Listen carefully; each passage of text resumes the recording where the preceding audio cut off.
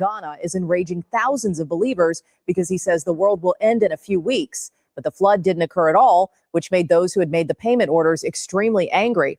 He says God told him in a dream that starting on December, the things written in the Bible will happen again and a big flood will cover the world. To save people, he say he is building huge boats, and he also needs people to donate money to him for help. Those who do not offer help will not be allowed to board the ship. He announced that he had built 8 large wooden arks. His message spread quickly online, and an estimated 280,000 people traveled to stay near him, seeking protection. Many followers also donated large sums of money to support the project. When December 25 passed with no signs of flooding, frustration and panic grew among the crowd. Some followers began questioning where their money had gone after reports surfaced that Ebo Noah had used donations to purchase luxury items, including a Mercedes-Benz. All right.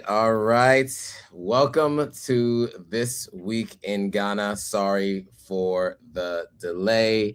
It has been one of those days, and Ivy warned me not to try to squeeze it all in one day, and I did anyway, and here we are 50 minutes late to the normal live stream. So apologies for the delay, but thanks all for joining. I see people jumping on. So this is your weekly live stream, or your bi-weekly live stream. We talk about all things Ghana related. Obviously today we're going to talk about the prophet Ebo Noah. We're going to talk about a little bit about the Diaspora Summit and our thoughts after attending. We'll talk a little bit about Dirty December. And if we have time, there's some other topics we will cover. Before we get into the topics, we'll start off with some introductions. So I'll turn it over to the co-host for her introduction, and I'll introduce myself.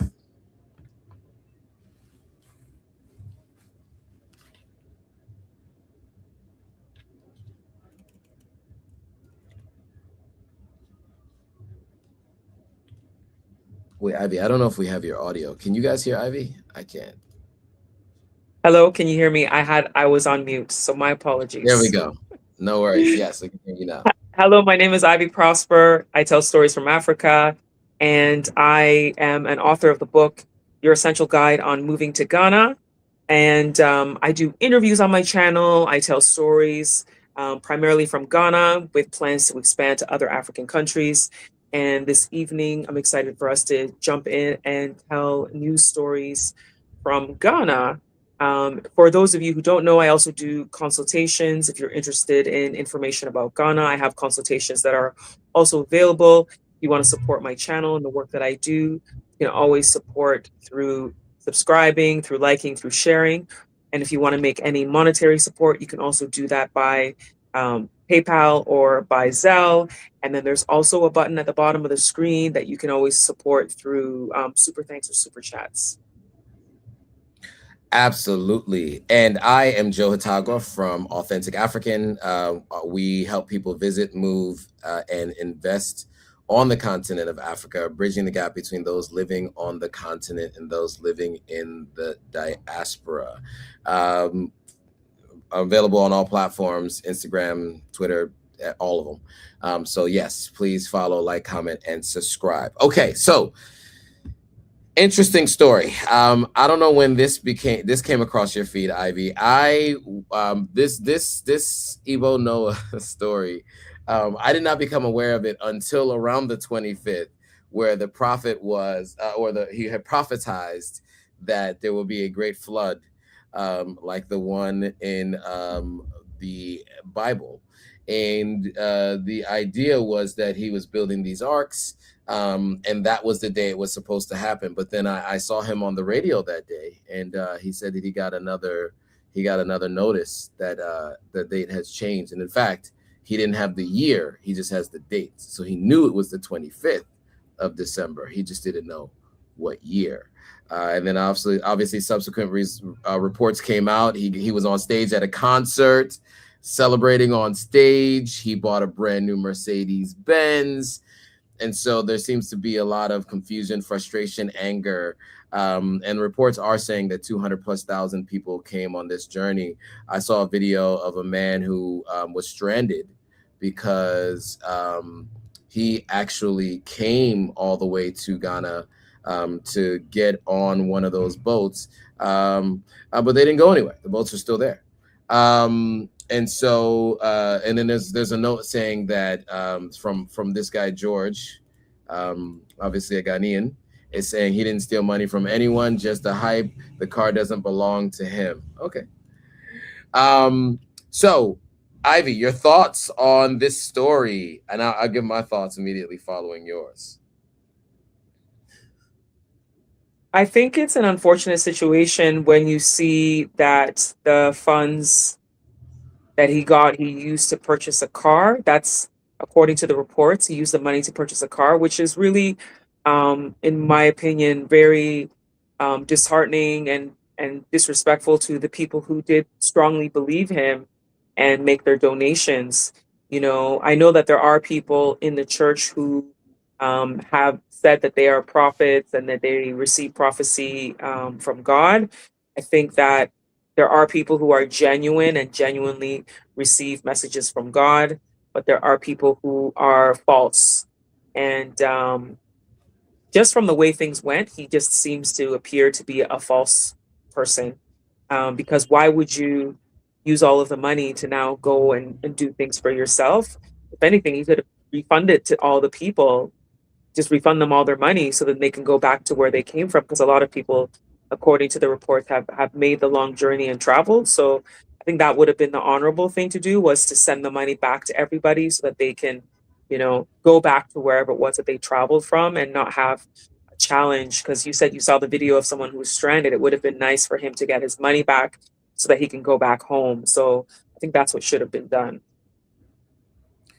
Absolutely, I agree 100%. And you know, even if he didn't use the money to buy the car, as this person watching the live stream says, he still misled everyone, right? And you know, who knows if that's what he believes himself, right? Because we don't know if he's all there. But you know, even if that's what he believes himself, to your point, he should have given the money back to folks, because I mean, I don't know how much it costs to build those arcs, but obviously this didn't happen.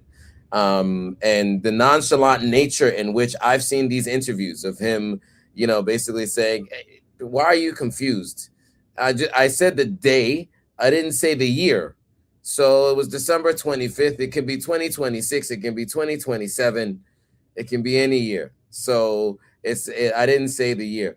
And so, you know, obviously, you know, I think one of the things that I find disheartening is how blindly people follow folks like in Ebo Noah, right? You see these really large mega churches on the continent that, you know, where people claim to heal people. You find, you know, people like him in Kenya. You saw those people unaliving themselves, right? Because of another prophet of a similar revelations he was making.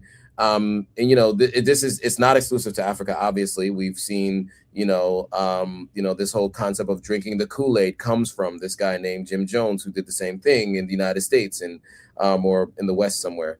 And then, of course, you had David Koresh and others. So this isn't the first that this has happened, and it won't be the last. It's just unfortunate to see our people going through this, especially those who are in the financial position that they might be in. And this is their last hope to believe in someone like this, to find out that it was all a fraud, right? And so that's really unfortunate. But it has been, so many people have been talking about this. I mean, it's been everywhere in my timelines. And I think it speaks to the fact that, and I was mentioning this offline, that I think that on the continent, there are so many people that are just looking for someone to save them, right? They put their hope in they put their hope in so many other people, and it's unfortunate to see that taken advantage of in this way. So, you know, there are some reports that he was, you know, picked up by authorities to protect him. Other people are reporting that he was picked up by authorities for the scam, that he may be charged for this. We will be following the story and letting you guys know as we hear more. Okay, so moving on. I think the next item on the agenda was meant to be the if I'm not mistaken, it was the Diaspora Summit review. So 2 weeks back, I guess it was, we talked about the Diaspora Summit coming up, and what was to be expected. And both you and I attended, and on both days. I think you went both days as well, right, Ivy? No, I only went one day. Okay, you went one day. I went both days, and it's a couple of themes, as I mentioned on another live stream. One was the 17th region. Another one was reparations. I think the reparations seemed to be a theme all throughout. And then I saw some themes around the 17th region. Was it the 17th region? Right, the 17th region and its status within Ghana in terms of visas and other things. I'd love to get your thoughts on the summit overall. Ivy, did it meet your expectations? Anything that caught your eye from the speeches that you heard when you were there? Like, what were just your thoughts on the summit in itself?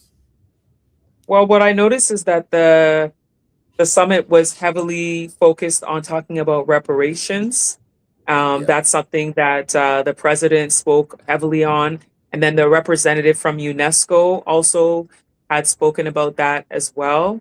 And I think that the discussion of reparations, oh, and then the president also declared, he said that he wanted to declare the transatlantic slave trade as the greatest crime against humanity. He had said that he wanted that to be recognized as that. I think that there are mixed feelings within the diaspora when it comes to the discussion of reparations, because there are a lot of people who feel reparations should go to people in the diaspora, so to the African Americans, through the Caribbeans, the Black people who ended up in Brazil, other parts of South America, because they were the ones taken, and they were the ones who their ancestors did all of the slave work that built the nations over there. So I know that there are many who feel that they're the ones who deserve to have reparations, and that African countries shouldn't be talking about reparations. There's that balance of African countries suffered what happened through, their families were displaced, and also the colonialism that happened after the fact as well. But I know that it is something that has a lot of mixed feelings and mixed meanings for both people on both sides. But it is a good discussion that's coming up. And the fact that an African country wants to lead the charge in the conversation, especially one that had the most slave ports across the country. Ghana had the most in West Africa. So for that fact, and the country deciding to lead the charge on fighting to get reparations, I think is it's quite symbolic.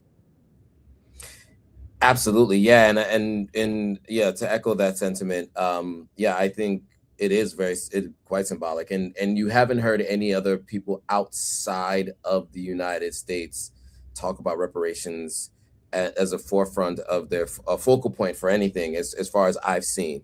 And so I think it's really important that the more people who recognize the need, and then there were other things too, right? Mahama mentioned the returning of artifacts to Africa that are in British museums, etc. Just the reconciliation in general, and I think it is important because other groups have had the reconciliation and reparations, right? We've talked about this on different live streams on my platform, just in terms of Native Americans, the Japanese, and in fact, there is tax revenue or reparations being paid today to France by Haiti for their own independence. That's so crazy. So, I mean, if that can happen till today, I think that we can look to see how we find a solution for all African people all around the world who have been impacted by the transatlantic slave trade. And I do think Ghana is approaching it from a Pan-African perspective. I heard a lot about Pan-Africanism and the forming of Ghana and Kwame Nkrumah and his vision and continuing that legacy. and hearing more about Kwame Nkrumah's life and some of the things that I was not as aware of that President Mahama actually mentioned, I thought was really important as well. And then, many of the other conversations just talked about that. And there was this concept of, continuing the idea of welcoming back the diaspora. Obviously, the campaign that you were a part of with the Year of Return and Beyond the Return was branded as the Year of Return and Beyond the Return. But what I saw was an extension and expansion on that concept, just under different branding. But I thought just as important, the conversation does need to continue. And so I was happy to see that there's a focus around that. And the organization, at least in general, around the sheer number of events happening and having one location to kind of see it all, I thought was useful and helpful. I've been sharing that with people. But on that note, there were some mishaps this year, just in terms of the visas. You and I spoke about visa on arrival, it not being available because we had anecdotal and firsthand insight from people who were not able to get on flights to come to Ghana. But then post our last discussion, it was shared with us after somebody watched that live stream that as of December 12th, I think it was, visa on arrival had been announced via a press release. However, it seems as though the airlines did not get the memo, the press release. So I thought it'd be a good point to talk about your role during the Year of Return and Beyond the Return, and how it was communicated previously, and what it felt like was missing this year, considering the number of people that got turned away. I mean, I spoke to someone the other day who just went back to the airport the next day and was able to just get on a flight. But the previous day, she was told that without a visa, she could not go, even though she showed them the press release. And they were like, well, we're told that if you don't have a visa, you can't get on this flight. So go home. So your thoughts on that, and maybe some context around what was different when you were involved at the Tourism Authority, and the timing and the amount of communication that had gone out, because I do remember very early on being aware of visa on arrival and telling people about it, like maybe as early as November, or even potentially earlier than that. I always remember these announcements going out and multiple times it being told. So your thoughts on, contextually about everything we had been talking about on visa on arrival and what we've learned and discovered so far this year. So, previous years with visa on arrival, even the funny thing is, even in previous years, people had felt that it was still announced late. I personally think that it should be announced like 6 months before December, but that's never happened. It's always been an announcement that comes in November, typically. Yep. So, in previous years, when I was working with Ghana Tourism, what I noticed was different was that the Ghana airports would be part of making the announcement, and they would actually be responsible for making sure that they get all of the information out to all of the airlines and to other airports that Ghana is doing the visa on arrival, and that people should be allowed to board in order to come between December 1st to January 15th.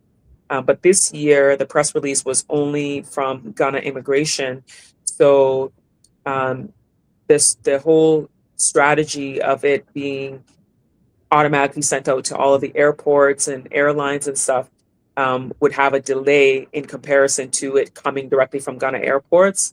So the fact that that didn't happen right away, I think, is part of the problem, where airlines are saying they don't know and they're turning people away. Because I had some people contact me to say that airlines were saying that they did not know anything about Ghana doing this year, and that they turned people away. So then there's people who, they lost money on the flight because the airline is looking at it as it's their fault for not doing what they were supposed to do. So they're not doing anything to budge to refund their flights or anything like that. Particularly when you bought a ticket that's on sale. Some of these tickets that are on special pricing, those are the ones that have a tendency to have those no refund clauses and stuff. But if you bought a ticket in a way that you can get a refund, usually they're a little bit more expensive. So those are people who will be able to do that. But if you haven't, then you usually will miss out on the flight. Or if you bought your flight through a third party, like people who may book through like Expedia or something, you're not directly through the airline, you might have some challenges with trying to get a refund. But that's the biggest thing, is the announcement also came quite late, because the press release was dated December 12th, but you and I didn't see it until like, I don't know, 9-10 days after that. And a lot of people I know didn't see it also until about 9-10 days after that came out. So there was obviously a delay in getting it out to the public. So all of those delays together result in, airlines not knowing what's going on, and then subsequently they'll follow what guidelines and policies have been in place the whole year. They're not going to suddenly be like, let me just flip-flop if I don't know for a fact. So they're going to follow whatever the procedure is, which is to not let people board if they don't have their pre-approved visa. So I'm hoping things have changed now that we're later into the month. Hopefully the information is all out there and people are able to board, because I haven't heard any stories yet. Any news stories, I mean, from people who've been turned away. But in the first like couple of weeks of this month, there was people who were turned away. Even before I saw the press release, there were some people who just assumed it was on because it's always been on the last few years, and they just went and hoped for the best, and then got denied boarding.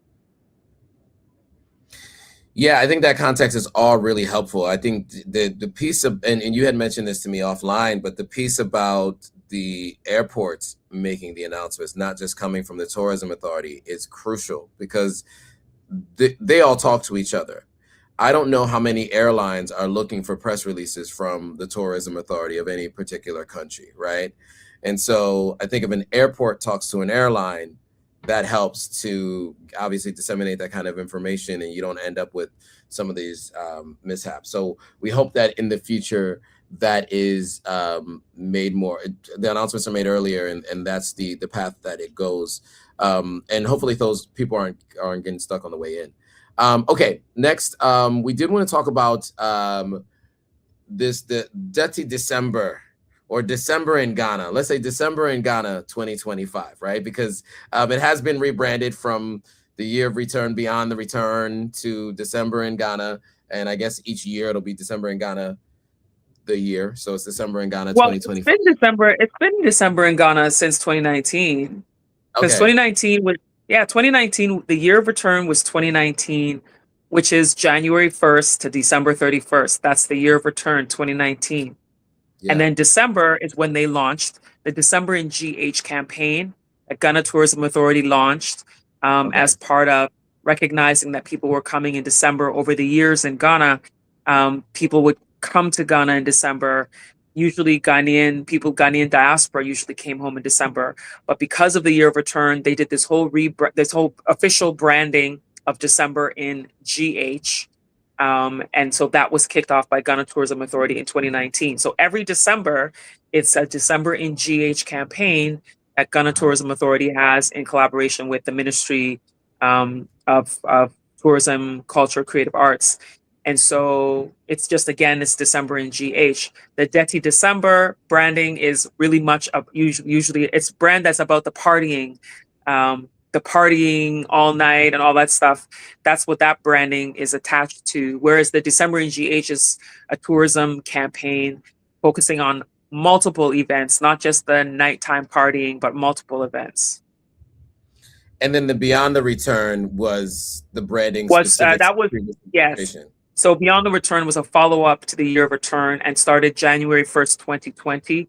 And it was supposed to be a 10-year campaign, a decade of African Renaissance with 7 foundational pillars. So it went up until the end of the last government. So it didn't go the whole 10 years officially. They've rebranded that office to the International Affairs Office under the new NDC government. And You don't see them talking about the Beyond the Return campaign anymore, but now they're talking about the new campaign they've launched, the Black Star Experience, which has a lot of similarities to when you read it to the Beyond the Return anyway. So a lot of people are still saying the brand was so strong for Year of Return and Beyond the Return that people still say it to this day. People still say, when is Year of Return? Because people assume Year of Return means December. People think every December is Year of Return. And it's like, no, Right. it was 2019, you know? So the branding was so strong on that people still mention it.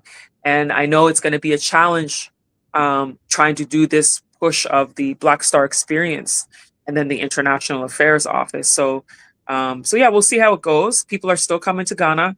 Ghana still has people's hearts. People still are getting they're getting in their emotional feelings about their experiences in Ghana. I've been seeing all kinds of stuff, and then of course there's a few negative experiences. But there's a whole mixed bag. But it seems like the positives are outweighing the negatives. Yeah, absolutely. And look, there's a lot of events, right? I went to a panel that you were on, Ivy, tech, culture, and investments, I think, in Africa. Investment. Yeah, there've been a ton of panels, diaspora summits, diaspora panels.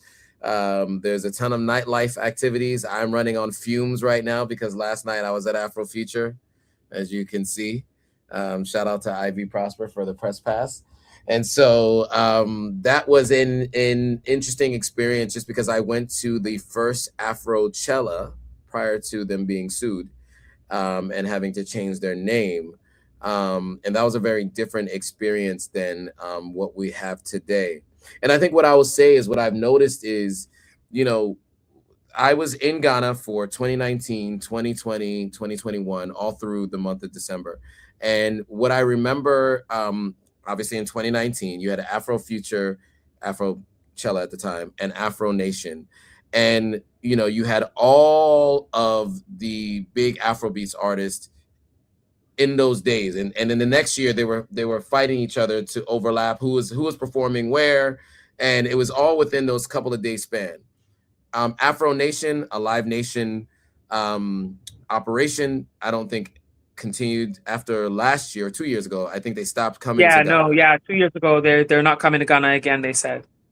Yeah, and for many reasons, there were people rushing the lines and all kinds of other things that were happening, and I think they said it was dangerous, etc.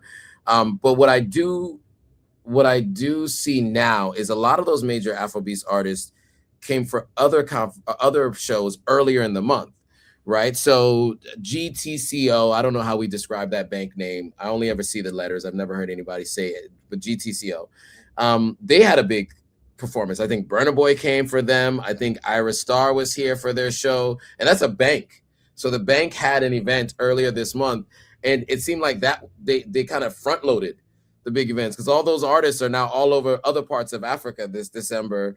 And so what we have is, Afrofuture has, Asake was yesterday, Rima is tonight, Rema is tonight. And I don't know if all the others are going to be performing this December, like the big four, right? Thames, Ira Star, Burna Boy, Wizkid, I guess more than big four, like big five, big six. I don't know if and the rest of them are performing at the end of December. I think they all performed early in December. So that was one of my biggest takeaways in terms of the festivals and the events, is that usually during this time there's a couple of major headliners from Afrobeats performing, and I don't seem to be seeing that this year. But I do see a big, strong push for a lot of the panels, and maybe it's just I'm more focused on those things now than I might have been previously. I might have just missed those previously because, Ivy, you're much more plugged in and tapped in. But have you seen any differences this year in this Dirty December or this December in GH versus maybe some previous years? Well, I haven't been going to every single event like in the past. I've been limiting how much I've been going out, but one thing that I have noticed is that it seems like and this is also coming from some of the event organizers. What they've said to me is they feel like there's less people around. And I know some people who own restaurants who've said that they feel like there's fewer people patronizing the restaurant this December than in previous Decembers. One particular person said that, you know, she usually was used to her place being packed with people all the time. And now it's a lot less than it was before. So she's seen the reduction. And a couple of the places that I went, it looked like there weren't as many people as in the past that I've seen. So it seemed like the crowd was a little bit thinner than before. So I'm hearing that people are going to Nigeria a lot more. But the thing that's different about Nigeria, I haven't been, but from what I hear is that their December tends to be a lot of Nigerians who live abroad that come and spend the December month there, December time there, and that there's fewer diaspora from other places than you see in Ghana. That's what I hear. So I don't know, but Nigerians are big in number. There's more population of them who are around the world than Ghanaians. So if they're going home in their numbers, it would be quite obvious and quite significant compared to Ghana. But Ghana gets a lot of diaspora. I feel like people feel like Ghana's safe. There's something about Ghana, the spirit of Ghana, that pulls people, even with the challenges that the country has. People still feel this sense of peace and calm, and they fall in love with the country. Like, I've seen so many videos of people talking about the spiritual feeling they have when they come to Ghana and how they feel so connected. And one of the things people often say is they lied to us. People lied to us. Africa's different. Ghana's different than what we expected. So, but we'll see when the official numbers for tourism come out. But the other thing I think is because visa on arrival wasn't announced early, there are some people who just didn't bother because the time was too close to try to get a ticket. Then it's too expensive, so they end up not coming. So it's possible the numbers of people traveling in could be less than previous years because that visa on arrival wasn't an option early enough for people to help people to make the decision. So we'll see when the official numbers come as for travelers into the country. Yeah, absolutely. And, you know, I saw some numbers. Yeah, I mean, there were folks talking about the fact that Ghana had hit the projected numbers of 1.7 million by the end of 2025. And obviously that's for the full year, but, you know, a pretty significant number of those would be in December. And but I will say anecdotally, to your point, I've heard a lot of people talking about Ghana and Nigeria. In fact, I've had friends throughout the years go to both countries in December, start in Ghana, and then Christmas through. I've heard that too. Yeah, do the Nigeria thing. And, you know, since 2019, in fact, during the year of return, I had some friends that I was with in the early part of December in Ghana, and they left partway through that trip and went to Nigeria and celebrated the end of the year into New Year's there, which might make sense because a lot of the big Afrobeats artists are performing in Nigeria right now, right? And if people are coming here to go to all the festivals and the concerts and they want to hear their favorite artist, they're going to be missing out on them being here in Ghana.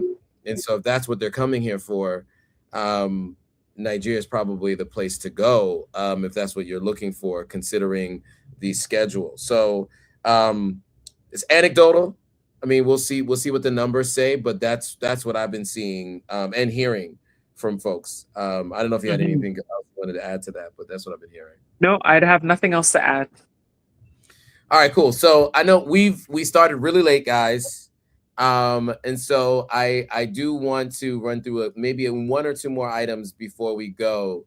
You know, I think one of the things that I did want to cover is Mr. Easy at Dirty Rave made a statement, and I know that it's Dirty Rave was what, yesterday or the day before? It was 27th. The 27th.